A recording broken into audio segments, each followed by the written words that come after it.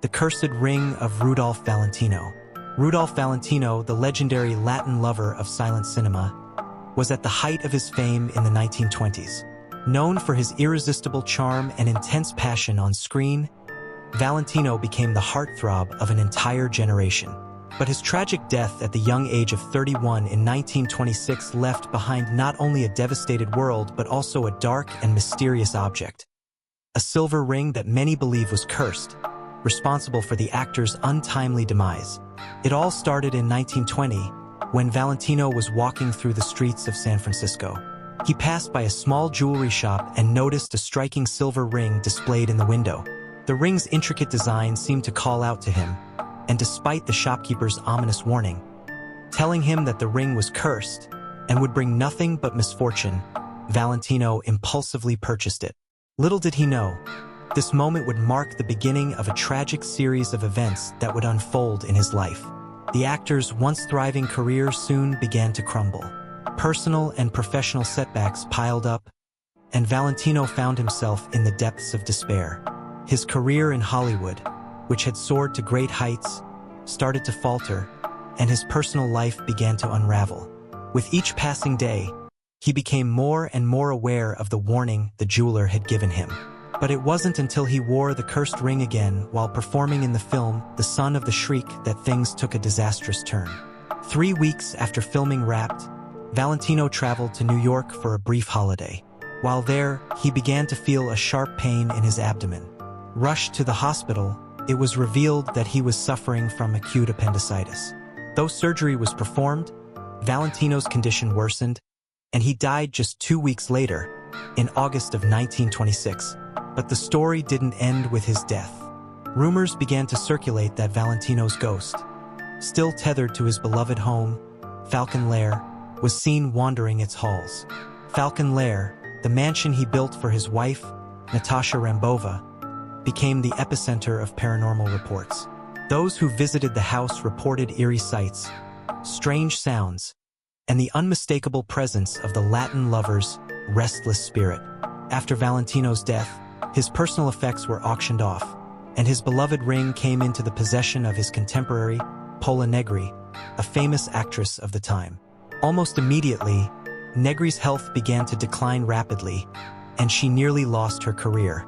The ring seemed to cast a shadow over everyone who came into contact with it. As fate would have it, Negri eventually passed the cursed ring to a man named Russ Colombo, a singer who bore a striking resemblance to Valentino. She had hoped that passing the ring along would somehow end the curse, but it only seemed to intensify. Just days after receiving the ring, Colombo was tragically murdered in a shooting accident.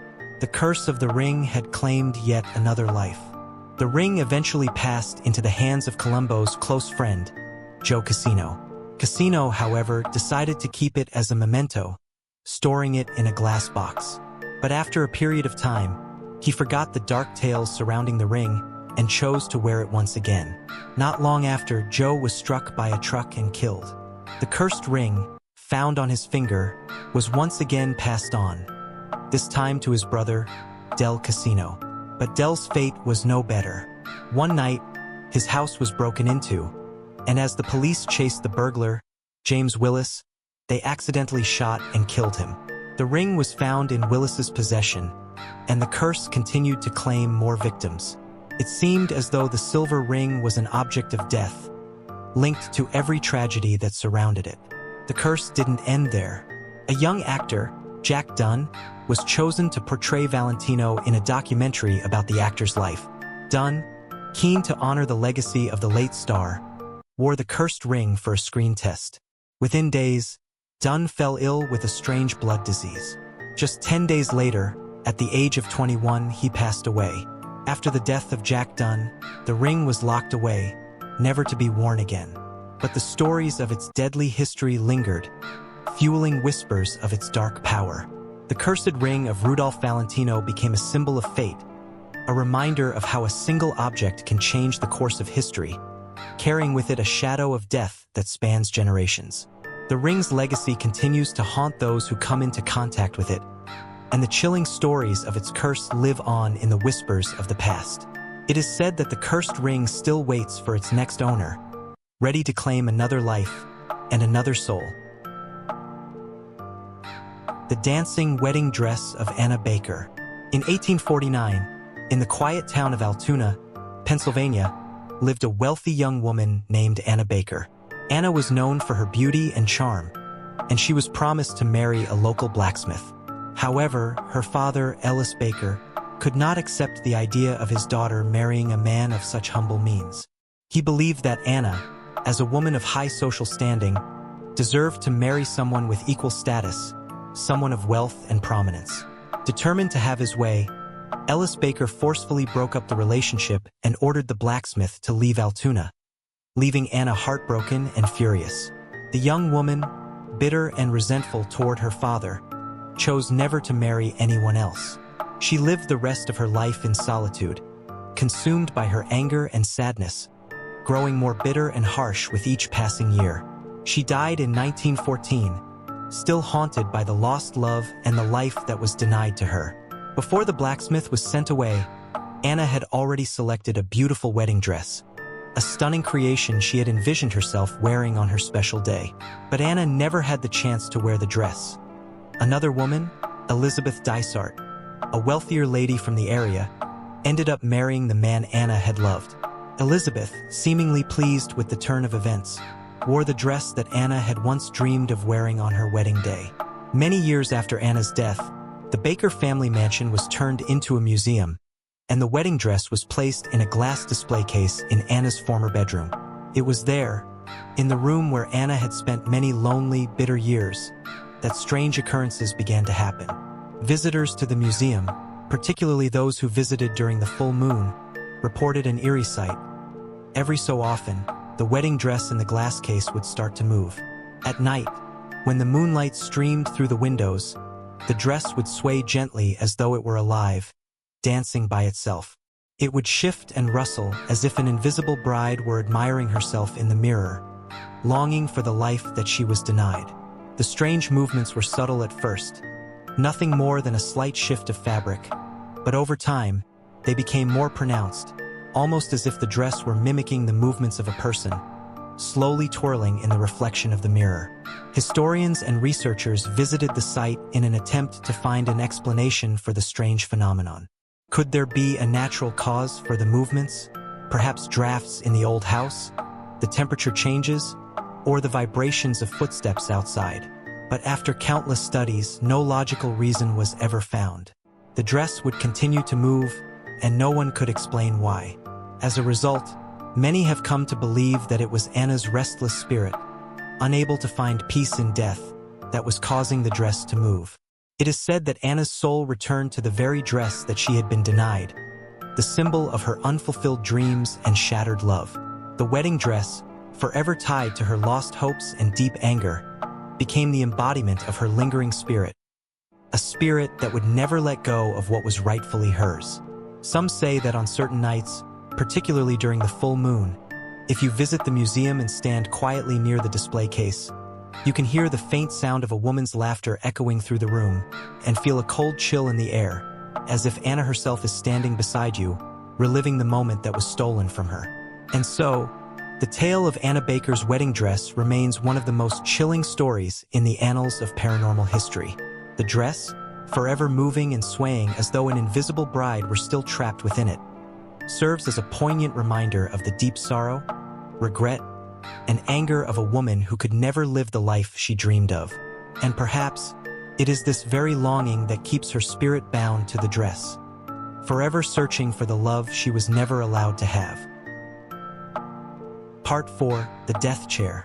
In 1702, Thomas Busby, a notorious criminal, was sentenced to death by hanging for the brutal murder of his own father. Before the execution, Thomas made an unusual request. He wished to enjoy his final meal at his favorite pub in Thirsk, a small village in England. The pub, a quiet and cozy establishment, had been his haunt for many years. After finishing his meal, Thomas stood up, casting a dark glance around the pub. In his final act of defiance, he pointed to a particular chair and uttered the chilling words, "Anyone who dares to sit in this chair will meet an untimely death." Most of the patrons laughed off his words, dismissing them as nothing more than a final, angry outburst from a man about to face his end. Little did they know, those words would soon prove to be more than a mere threat. The chair, a large, old wooden seat, remained in place in the pub, and for several years, it was treated like any other. But strange and tragic events soon followed. Locals began to notice an eerie pattern. Those who sat in the chair found themselves facing sudden, violent deaths. It began with small accidents, people tripping, falling ill, or encountering strange misfortunes. But then the tragedies grew worse. In 1967, 2 Royal Air Force pilots, who had no knowledge of the chair's sinister reputation, stopped by the pub. After a casual drink, they sat in the fateful chair. Later that same day, their car crashed in a horrifying accident, both men losing their lives. This was only the beginning. One evening, a cleaning woman, unaware of the chair's dark history, accidentally sat in it while tidying up the pub. A few weeks later, she was diagnosed with a brain tumor and passed away shortly after. The deaths kept stacking up, victims ranging from young men to elderly women, all of whom had unwittingly sat in the chair. Each death seemed to be more brutal than the last, and the community began to grow terrified. It was rumored that there were over 60 deaths directly or indirectly linked to the chair. In a desperate attempt to stop the curse, the pub owner moved the chair to the cellar, hoping to bury its sinister influence. But even in the dark, cold cellar, the chair seemed to claim new victims. A delivery man, taking a brief break and sitting in the chair, was killed in a freak accident just hours later. Unable to bear the weight of the curse any longer, the pub owner made a decision that would forever seal the chair's fate. In 1972, the chair was donated to a local museum, where it was put on display behind a glass case. But the museum, understanding the danger it posed, took no chances. The chair was placed high on a wall, unreachable by the public. A large sign hung beside it with the ominous words, "Do not sit." Despite being locked away, whispers of the chair's curse continued to circulate. Visitors to the museum reported feeling uneasy when they stood near it, as if something unseen was watching them, waiting for the next person to make the fatal mistake of sitting. The chair became a dark local legend, its malevolent power a warning to all who might dare to cross its path. Today, the death chair remains on display at the museum, still perched high and out of reach, its dark history a chilling reminder of the curse that lingers, even in death. And for those who hear the tale, the question still remains: what would happen if someone dared to sit in the cursed chair? Part 3. Annabelle the Doll. In 1970, a woman named Donna was browsing through a second-hand store in Connecticut when something unusual caught her eye. A beautiful, vintage doll with porcelain features, wearing a frilly dress. Intrigued by its charm, she decided to buy it as a gift for her daughter, Angie. The doll, named Annabelle, instantly became the young girl's favorite possession, always by her side, even when she went to sleep. But what began as a harmless addition to their home soon took a disturbing turn. Strange things started happening around the doll. At night, the family would hear rustling sounds coming from the room where Annabelle was kept. The next morning, they would find the doll moved from its usual spot, sometimes positioned in different rooms. One day, Donna came home to find Annabelle seated at the foot of her bed, hands folded neatly in her lap. This was impossible, as the doll had no means of movement, its limbs made of soft, stuffed cloth. But it wasn't just the physical movement that disturbed them. One day, Donna and Angie discovered small scraps of paper scattered across the floor. On them were crude, childish scribbles, scrawled in what appeared to be crayon. Yet none of them had written it.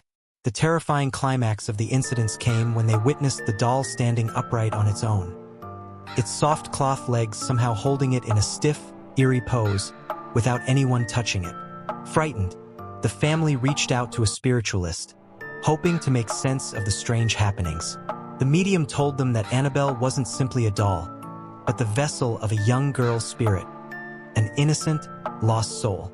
The ghost, claiming to be Annabelle, told the family that she loved the company of the girls and wanted to stay with them. In their compassion, Donna and Angie allowed the spirit to remain in their home, thinking they were helping a soul in need. But what they didn't know was that they had allowed something far darker to enter. Soon after, the paranormal activity escalated to terrifying levels. One day, a close friend of Donna's named Lou, who had come over to visit, had a harrowing experience. While alone in the apartment, Lou suddenly felt a sharp, burning sensation on his chest. He looked down to see deep, bloody scratches running across his torso. He was horrified to find that the doll, Annabelle, had somehow attacked him. The scratches appeared to be caused by claws, as if the doll itself had come to life with a malevolent force. In a panic, Donna and Angie sought the help of another psychic, this time an experienced medium. The medium immediately sensed something malevolent about the doll and declared that it was not a child's spirit at all, but rather an evil demon that had possessed the doll. The demon had been lying all along, pretending to be a sweet, innocent girl to gain the trust of the family and ultimately possess them. The demon had been biding its time, waiting to feed off their fear and take control. Realizing they were dealing with something much more sinister than they had originally thought, Donna and Angie contacted the famous paranormal investigators, Ed and Lorraine Warren. The Warrens, who were experts in dealing with the occult, immediately recognized the danger Annabelle posed. They carefully took the doll from the family and brought it to their home, where they placed her inside a special glass case. The case was designed to keep the evil spirit contained, but even then, the Warrens knew that the doll was far from harmless. On the glass case, a chilling warning was written: "Warning, do not open." The doll remains on display at the Warrens Occult Museum, and visitors who see it claim to feel an overwhelming sense of dread and unease. There have been reports of people experiencing strange, unexplainable events after simply being in the same room as Annabelle. Some claim they feel a cold chill in the air, others report hearing whispers, and a few have even been struck with a feeling of nausea or dizziness. The curse of Annabelle still lingers, and the doll's malevolent presence remains an enigma, one that continues to haunt the Warrens Museum to this day. Seaweed. My grandmother grew up in the grittiest part of Chicago, in a small, rundown house just a stone's throw from the docks. The area was filled with crime, poverty, and broken families, but for my grandmother, it was all she knew. Her family was poor, and they lived in a small shack near the edge of the harbor, where the only view was the rusted metal of warehouses and the murky water. One summer, in particular, became ingrained in her mind forever. A summer so hot that the streets seemed to shimmer with heat. To escape the suffocating heat, my grandmother and her younger sister, Emily, would wander down to the docks every evening, seeking whatever little breeze they could find by the water. One evening, as the sun began to dip below the horizon, they stumbled upon a large piece of wood, weathered and abandoned, lying near a dilapidated warehouse. The girls, tired from the oppressive heat, decided it was the perfect place to sit and rest. They would sit on the old plank, swinging their feet lazily into the water, feeling the coolness of the harbor on their skin. It was during those nights that my grandmother first remembered the sensation of seaweed brushing against her toes. The water was filthy, dark, and smelled of fish and decay, but the seaweed felt soft, almost comforting, as it slipped between her toes like fingers reaching out, wrapping around her legs. She could never shake the feeling of being watched, of something lurking just beneath the surface. But back then, she thought nothing of it. Months passed, and the girls returned to the pier every evening, watching the sunset and laughing together. Yet something began to feel wrong. Every time they went to the docks, they would notice a strange chill in the air, even on the hottest nights. My grandmother started to feel uneasy every time she dipped her feet into the water, as if something was pulling at her, a force under the surface that didn't want her there. But she never said anything. After all, it was just seaweed, right? 1 year later, my grandmother returned to the pier, hoping to relive the memories of her childhood. But when she arrived, the warehouse was gone. In its place were nothing but piles of rubble and debris. The familiar stretch of land they used to walk on was now barren, and the pier itself seemed abandoned. Perplexed, she decided to inquire with the local authorities. She went to the Department of Planning and Development, hoping to understand what had happened to the old place. What she uncovered was far more terrifying than she could have ever imagined. The warehouses, it turned out, had once belonged to the mob, a place where prostitution and illicit activities flourished in the shadows. But the truth was darker than anyone had realized. The mob had used the warehouses as a front for their criminal activities, including a gruesome practice that no one had known about. They had used the docks to dispose of their undesirable prostitutes, but not in the way people might expect. The women who were deemed expendable were forced to wear concrete shoes, their bodies weighted down with the heavy blocks. Then, they were thrown into the murky water below, their screams silenced by the depths of the harbor. My grandmother shuddered as she learned that the very seaweed she had once played with as a child was now a grotesque reminder of the lost lives that had been dumped there. The authorities had discovered the bodies after a fisherman made an unsettling discovery: floating strands of hair and remnants of clothing tangled in the seaweed. At first, they thought it was just debris, but as they investigated further, they found more and more bodies, some bloated and unrecognizable, others still wearing the heavy concrete shoes. The authorities had pulled up nearly 24 bodies over the course of several months, each one tied to the horrific underworld of crime and death. But the worst part was the sensation. The victims had been left to rot in the waters, their spirits lingering just beneath the surface, trapped in the harbor forever. When the fisherman had first seen the hair in the water, he had assumed it was just seaweed, just another pile of algae drifting with the current.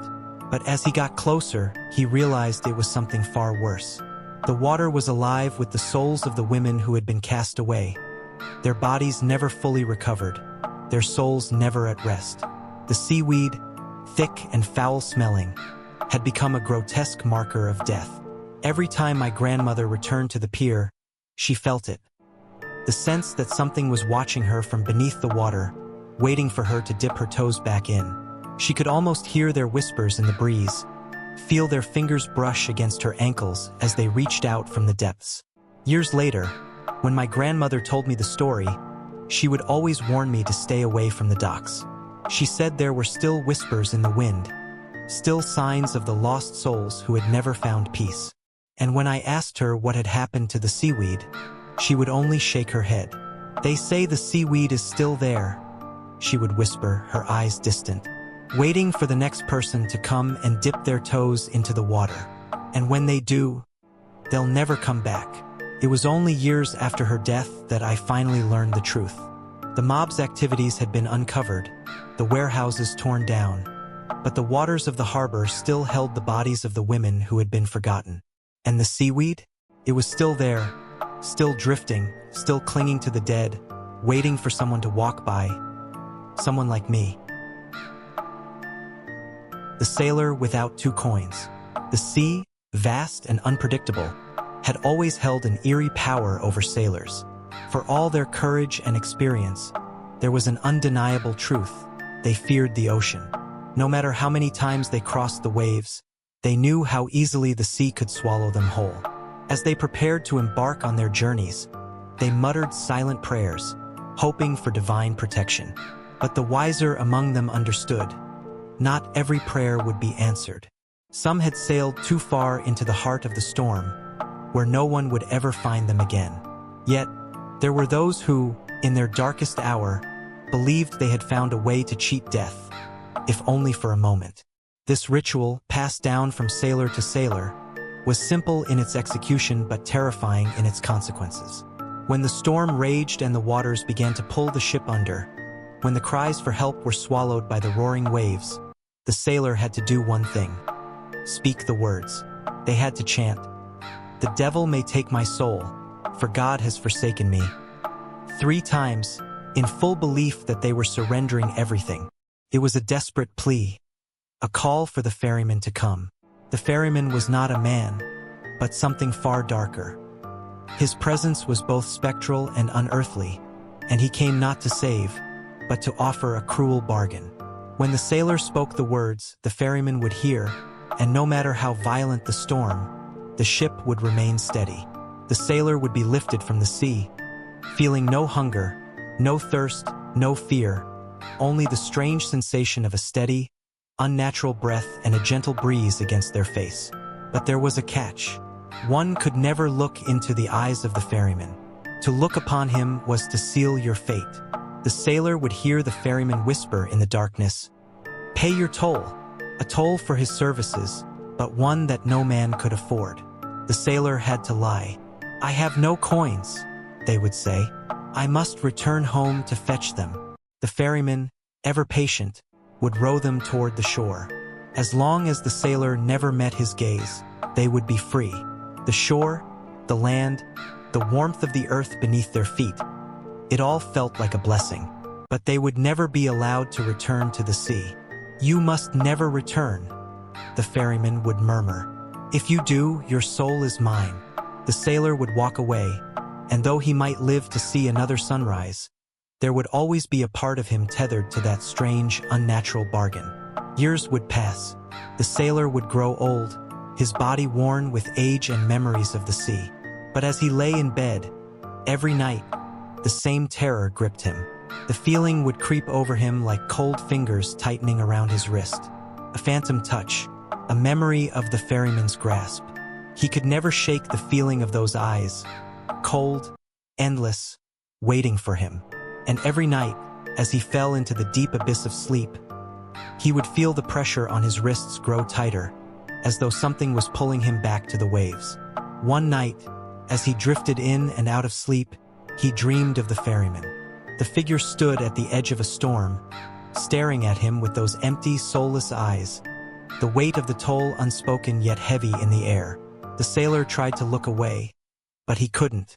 The ferryman's face twisted into a malevolent grin. The sailor woke with a start, his heart pounding in his chest. That night, he knew the truth. The ferryman had never left him. He had waited all these years, hidden in the shadows, watching as the sailor grew weaker. And now it was time to collect. It was said that no man could escape the ferryman's grasp. He was patient, unyielding, and no matter how far you ran, he would find you. The toll, once deferred, would be collected at the end of the sailor's life, when the sea would claim what was promised. The sailor never returned to the sea. He couldn't. The fear of the ferryman's eyes haunted him until the very end. But even as he lay on his deathbed, feeling his soul slipping away, he could sense the ferryman's presence. The grip tightened around his wrist once more, and the sailor knew, in that final breath, that the toll was due. No one ever truly escapes the ferryman. He waits, silent and patient, beneath the surface of the waves. And one day, you will find yourself at the edge, staring into those dark eyes, knowing it is too late to turn back. The sailor had cheated death once, but no one can escape the ferryman forever.